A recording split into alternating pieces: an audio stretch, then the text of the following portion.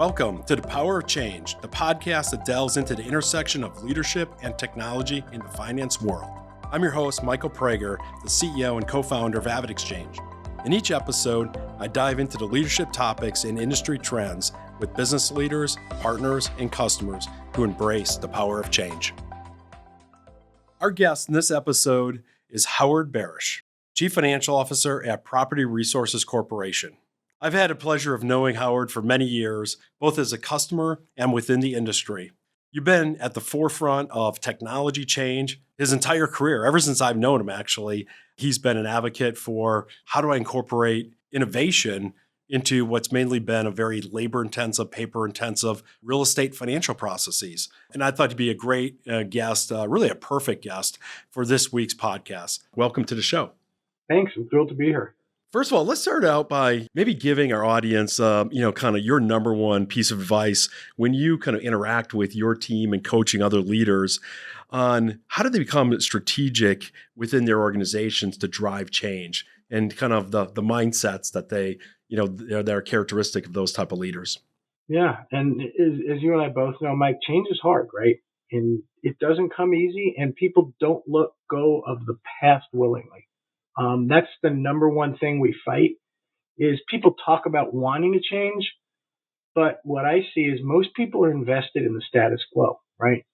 It's easy. It doesn't require a lot of heavy lift. So the number one piece of advice is you have to be willing to question everything, right? And you have to be able to say, I know we've been here, but the way it's going now will only take us so far. And a lot of times change, there are many drivers, right? Change is driven by growth. Change is driven by inefficiency. Change is driven by the fact that leadership changes. You bring in a new team of leaders who are willing to question the status quo. But the number one barrier to change is when people don't want to let go of the old ways, and they don't realize that they're getting in their own way by not letting go of the old ways.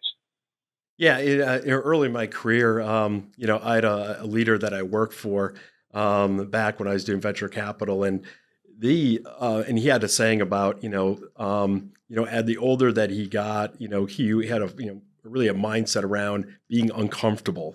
And he's like, the more uncomfortable I am in trying new things, that's what kind of leads to staying current, staying relevant, and really then, kind of embracing being a change agent for the organization. And I think now that, when we first met, we were a lot younger in our careers, and now we're a little bit probably wiser and a little bit, have some experience behind us. But I think, especially as leaders age, it's easy to become comfortable and kind of keep doing things the same way. Kind of as you progress in your career. But I think there's a lot to be said about that mindset of being curious and embracing being uncomfortable. And just, have you noticed anything similar related to your career? Absolutely. Both for myself, right, in taking new roles, going from consulting in-house and kind of practicing what you've preached your whole career is you have to go into that discomfort zone. I mean, one of the most uncomfortable situations I've ever placed myself in is, when I was hired to take over as CFO of a REIT trying to go public, getting in front of the SEC. I had no framework to talk to the chief accountant of the SEC. Go figure, right? Right. And I had to make a case for a change in a policy they had. And boy, it got terse. We ended up going at each other over the phone. Needless to say, the initial conversation didn't end well, but I stood my ground and I kept after it. And 6 months later, guess what? The SEC adopted my policy. The chief accountant retired, so maybe that was part of it. They went through their own change. But, put yourself in an uncomfortable situation, and that's how you grow. That's how you continue to grow. And yeah, when did you and I become the old guys in the industry, right? We talked about that before. I keep telling myself it's a mindset, right? It's mindset, but factually we are. We're the elder generation, and you and I in particular always worked sort of above our pay grade, right? We were talking to senior leaders in companies back in our 20s and 30s, and boy, if that wasn't an uncomfortable situation and making people believe you really knew what you're talking about. But yeah, the day you stop wanting to get out of your comfort zone is the day it's probably time to retire. And again, that goes back to the notion of change, right? Some leaders will want to stay in that comfort zone, and that's where you have to move them off of. Well, let's just talk about some of that change that you've gone through. So, longtime industry consultant. You were on the kind of the forefront in early days of promoting, kind of automation around the accounts payable Yeah. process, and that's how we met. Long career as a consultant, then to move into, an operating role within, with a company. Previously, one that was, in the forefront of going public. And how did you navigate some of that change for yourself? Going from the kind of the consultant role to being an operator within a company. It's a role that going in house is a role that's much more visible, because as a consultant sometimes, yeah, it's a little bit easy in that you get to make a whole bunch of recommendations, maybe implement a whole bunch of recommendations, and then you go away. And yeah, maybe the success and failure of what you do and recommend, your client lives with. Now the stakes are a lot higher. The success or failure of what I do, I have to live with every day, and I'm accountable to my senior leadership to say, hey, I recommended this change. I drove this change. I put this policy in place. It better work because, I'm going to live with the result of it. We're going to bring context here to maybe how old we actually are. But I think, you and I are kind of the vintage where we've probably now, we've seen really three massive waves of innovation, technology change, and we're about to see a fourth wave. And so, I kind of think those first three is it started with kind of the kind of the evolution of the desktop, laptop, then, Yeah. kind of the mobile device, right? The second one is around the internet. We all remember, you probably when you got your first AOL account, right? Hmm. And the early days of the internet, and just how that kind of ended up changing everything. And then the third one being kind of the evolution of the cloud for business applications. I still remember, in the early days of AvidXchange, the number one sales barrier we had is, CFOs telling me they didn't feel comfortable having their financial data in the cloud. In the Right. cloud. Yeah. It had to run on premise behind their Yeah. firewall, in a Yeah. data center. And now if I went back to that same group of CFOs and said, good news, we came out with an on-prem version, they'd be like, Mike, it's not a start. It has to be in the cloud. Right. And, but, it probably took 15 years to make that full evolution. And now we're about to enter into, we'll see, but it may be one of the biggest sea changes of all. And that's the kind of the evolution of, AI Hmm. and how that's going to impact companies. And so, kind of across those four, we've seen a lot, but I'd love to get your perspective of, your perspective on AI and kind of that maybe fourth generation now of kind of change that we're going to go through. So I have very mixed feelings about AI and where it can take us.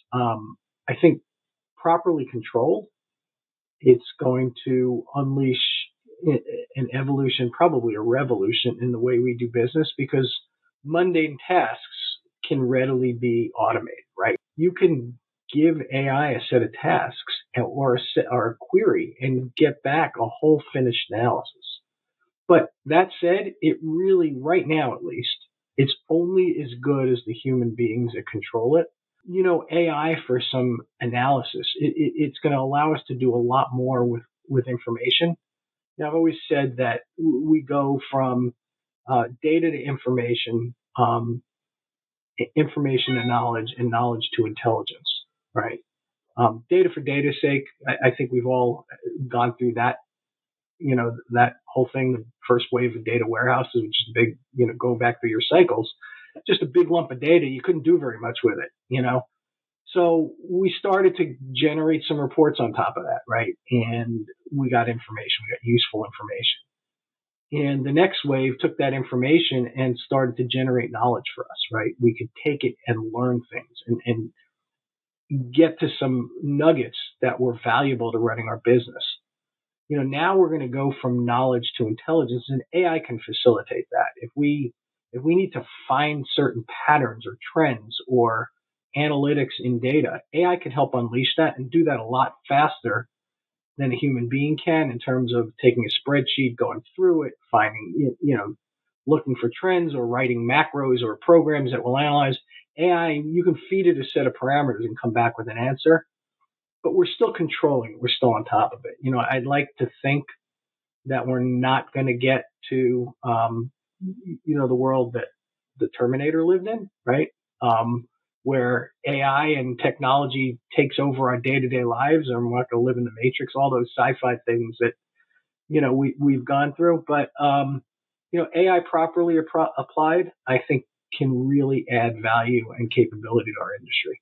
Well, that's well said. And, Howard, there's a lot of nuggets throughout, this conversation that you've provided. And maybe just to kind of wrap this week's webcast, 3 quick takeaways that I have related to this discussion, that you prompted me with is, the importance of those mindsets to, number one, question everything, right? And as it relates to change and innovation. The second one, really be curious and continue to be learning. And the third one is, I love the story about, having the confidence to, try, put yourself in a situation that you haven't been in before and try new things, like going up against the chief accounting officer of the SEC, when you had no experience in doing that. And so I think having the confidence of trying new things is a great lesson as well. I think that's a wrap for this week. And thanks, Howard. You've always been kind of a great industry ambassador, and looking forward to, I don't know what you call kind of this latest, the next stage of our careers here in the industry. But I have confidence it's probably going to be the best and probably the most fun. So looking forward to going through that process with you. Same here. Thanks, Mike. I appreciate you having me on. Thanks for listening to The Power of Change, presented by AvidXchange. If you like what you've heard, subscribe to our channel and leave a 5-star review. While you're waiting for the next episode, head on over to AvidXchange.com for our latest research reports and business insights. And if you're interested in learning more about accounts payable automation from AvidXchange, click the link in our show notes and connect with our experts. Thanks again for listening to The Power of Change. We'll see you next time.